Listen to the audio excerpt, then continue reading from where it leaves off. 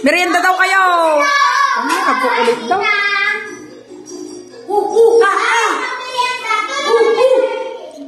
Ayun, tawagin mo sila.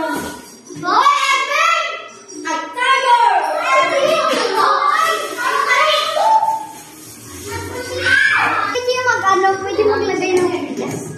Bigas? Yes, the animal. Guys! Sino katabi ko? Ako!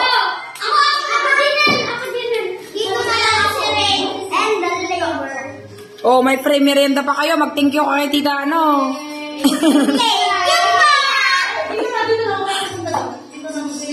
Ay, dito na rin, Ren. Ren, hindi pwede doon.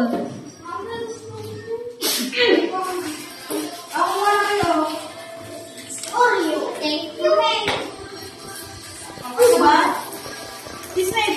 Uy, ako dyan, Ate Juby.